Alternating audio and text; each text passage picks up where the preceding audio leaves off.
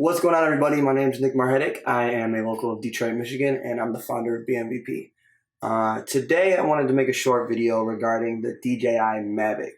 I've been flying drones now for about a year. My first drone was the Inspire 1. I got it off of a friend. He bought it, it wasn't for him, and he ended up selling it to me for a really good price. So after a year of flying the Inspire, I've absolutely loved it. I'll show you guys some test footage from the Inspire and some of the footage I use in my actual videos.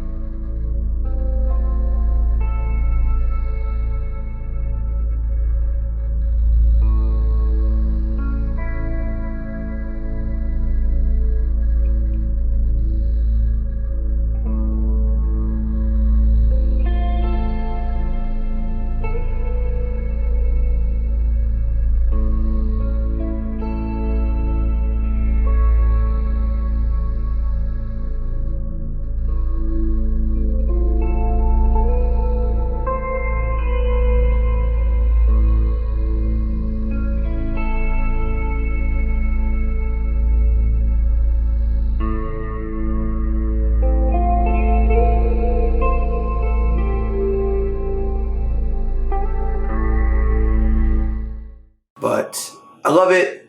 Great drone, flies super easy. It offers a great camera on a budget, whereas, of course, the new Inspire 2 or even the Zenmousse X5 attachment is much more powerful. It has a sensor, a large sensor, and you can put the lenses and it's detachable and that kind of stuff.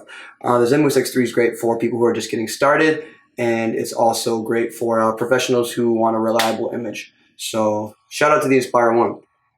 Today, I have the Mavic. For starters, it only weighs 1.62 pounds. So a little bit over a pound and a half. Way lighter than the Inspire. Significantly lighter than the Phantom. It claims to have a max speed of 40 miles per hour in sport mode. It's probably give or take, depending on the conditions. No wind, you might be able to go even a little bit faster. With wind, obviously, you're going to have to go slower. It has a 27-minute flight time in the battery, which is actually really good. That's a little bit better than the Inspire intelligent batteries. So you can have that thing in the air for almost 30 minutes on one charge, which is sick. However, at normal flight, it says about 21 minutes, which is still very competitive and very solid. You have a couple batteries on set with you, you'll be all right. The gimbal is 3 pitches of stabilization. So your shot should be pretty level and steady. Extreme wind is probably going to give you some shake, but you probably could just post it out. Adobe Vegas. Okay, so I got to read this part because there's a lot going on. But the camera, you have Cine 4K at 24 frames per second, which is really nice. You have the 3840 by 2160 resolution 4K. At 24, 25, and 30 frames per second. 2.7K, same really. Full HD, 1920 by 1080, and you have access here to 60 frames and 96 frames. So you can do slow motion shots in 60 and 96, which is nice.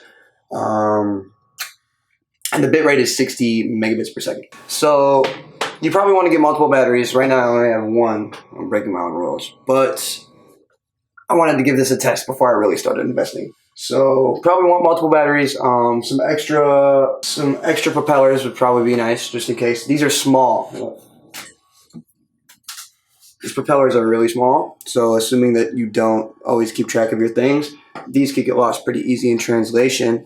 However, I can imagine being so small they might be a little bit more difficult to break. The Inspire propellers were longer, fatter, wider, and they snap pretty easy. So even if you maybe like skidded against a tree or something, I don't know, I'm not gonna 100% say this, but it may not break as simple as the Inspire propellers or the Phantom for that matter. I was on set doing some behind the scenes for one of my photographer friends, Jeremy, and he had the Mavic with him, and I was a little upset when the Mavic was released because they offered so much power in such a small package and for so much cheaper than what the Inspire was going for, and even $500 or so cheaper than the Phantom at that time, Phantom 4. So I didn't want to believe the hype. I didn't want to go with the newer and smaller and cooler drone. But after flying it with my friend Jeremy, I realized that it's not the Inspire. It's not supposed to be. It's a beast of its own. It has great image quality. It's very fast. It's very sleek. It's extremely portable. So let's give it a whirl. Peace. Check it out.